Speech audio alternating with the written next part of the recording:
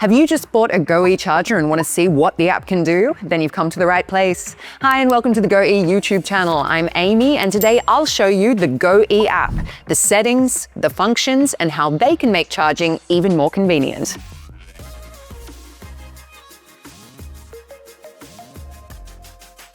A quick note, before you use the app, you need to add your GoE charger or GoE controller. If you haven't done that yet, check out our step-by-step setup videos. For this demo, we've already added a GoE charger in the app. Now, depending on your model, some options might look a little bit different, but that's simply because not all functions are supported by every charger. Now let's dive in. When you open up the app, you'll land on the home screen under the Charger tab.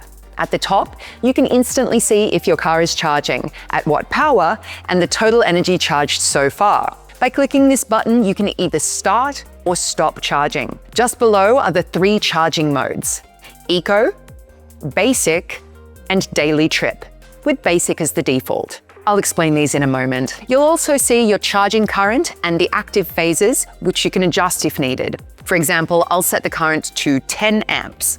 And now you can see it updated on the screen. The charger lights up with 10 LEDs. You can also switch between single phase, 3-phase, or let the charger decide automatically.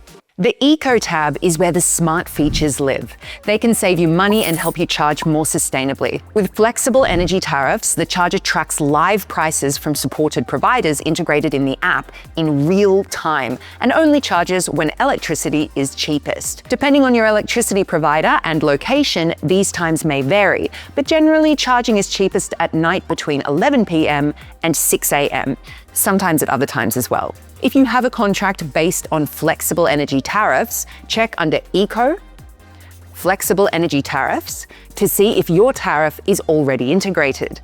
To use it, simply select your country, provider, and tariff. Set your price limit and save. The app will then show you a forecast, and charging will only start when the price drops below your limit.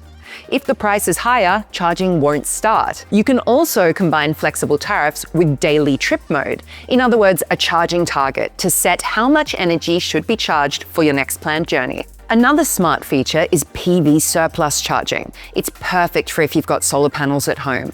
Just head to PV surplus in the Eco tab. If you're using another energy management system instead of a GoE controller, you'll need to set it up there rather than in the app. Here's how it works. First, set the minimum output your PV system has to reach before your GoE charger kicks in.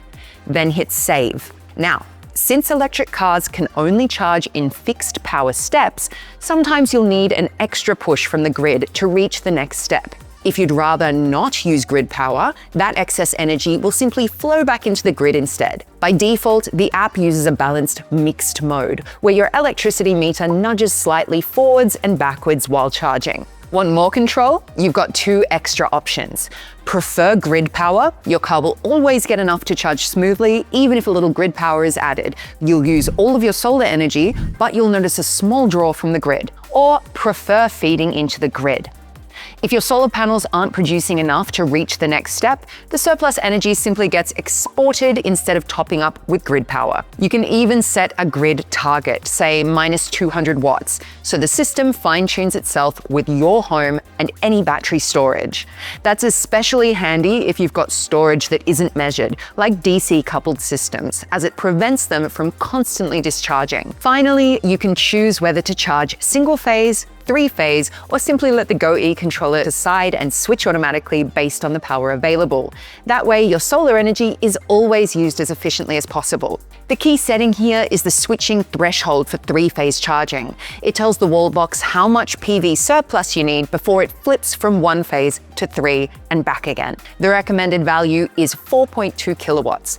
That's the minimum charging power at 6 amps 3-phase. This smart phase switching really boosts efficiency because even the smallest solar surpluses can be used in single-phase mode instead of being wasted. And just to note, 3-phase charging only works if your GoE charger is connected in 3-phase and your car supports it. In the Information tab, you'll find everything you need to know about your electricity use and even the data from the other authorized users. All your charging sessions are broken down into clear charts, including a handy forecast if you're using using eco mode with a flexible tariff. And if you like digging into those numbers, you can download all the detailed stats with just one tap. Tap on the Settings tab and you'll find loads of options to customize your charger, from charging and safety to connectivity to general things like LED brightness. In the charging settings, you can fine-tune the charging current however you like and choose whether to charge single-phase, three-phase, or let the charger switch automatically. You can also adjust the current directly on the device itself using up to 5 preset levels. And if you'd rather personalize them, say 4 levels instead of 5 or different amp values, no problem. Just tap here and set them the way you want. Another clever feature is the energy limit. Here you decide how many kilowatt hours or how much range you want to add. Once the target's reached, the charger stops automatically. Since the battery's state of charge isn't set to the wall box during AC charging, this setting is a great way to, for example, stop charging at around 80%. It's also useful if you live on a hill and you don't want to fully charge, so there's room left for recuperation on the way down. In Daily Trip, you set exactly how much energy your car should have before your next journey.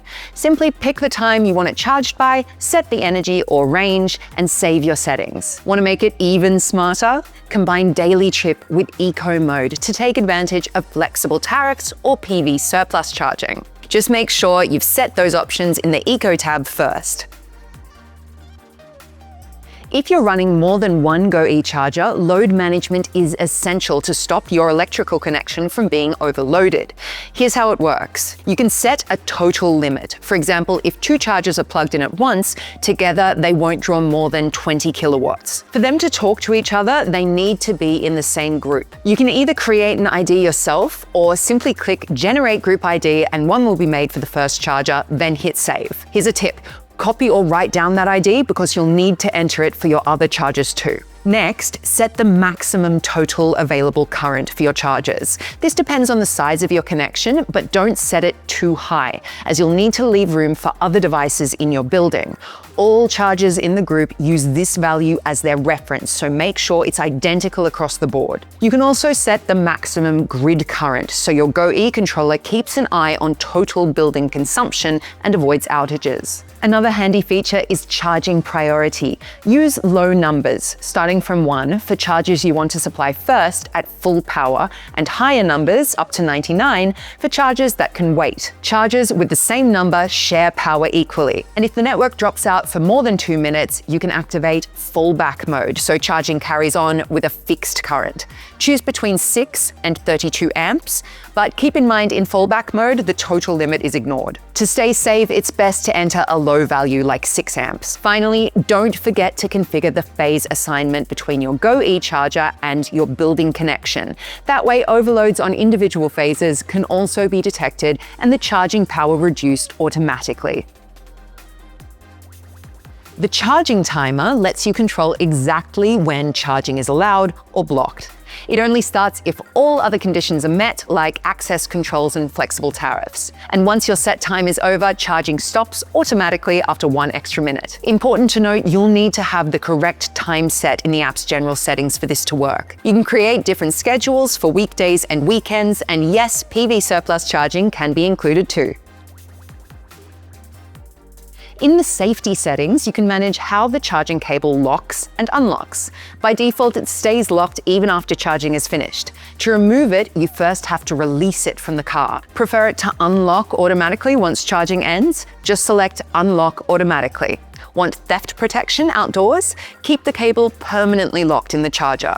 And for extra peace of mind, you can also set it to unlock automatically in case of a power cut. You'll also find access management here. If you'd like charging to start only with authentication via RFID chip or the app, you can switch that on. That's especially useful if your charger is installed outdoors or shared by multiple people, and you want to track who charged how much. By default, access is open, so anyone can plug in. But you can add up to 10 users with RFID chips.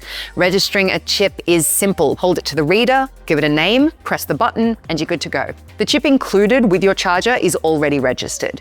Using the 3-dot menu, you can rename a chip, reset its kilowatt hours counter, or delete it entirely. Another built-in safety feature is ground check. In TT-TN networks, which is standard in most of Europe, charging won't start if no earthing is detected.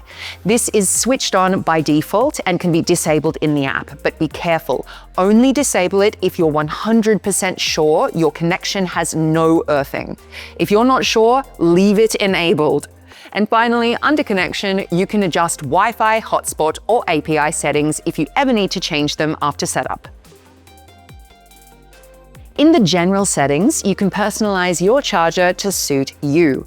Rename it, switch notifications on or off for different charging states, adjust the date and time, or change how bright the LEDs are. The time settings are especially important for features like flexible tariffs, so make sure it's correct, and if not, you can fix it here. If the LEDs are too bright, just dim them with the slider, or set them to switch off automatically after 10 seconds in standby. If you've got a GoE controller and you want to connect it to your charger, you can configure that here too. We'll show you exactly how in another video, linked at the end of this one and also available on our channel. In the auto settings, you can fine-tune charging for your specific car.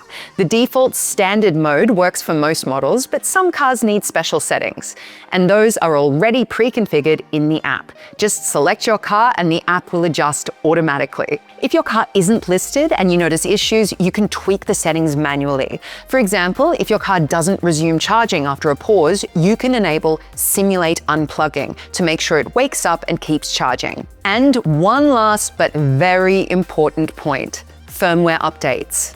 Go to About and then Firmware to update your charger over the air. This keeps it up to date and might even unlock brand new features in the future. And that's it, a full tour of the GoE app. I hope this video has been useful. If you've got any questions, drop them in the comments or get in touch with our support team. Thanks for watching. I'll see you soon. Amy from GoE.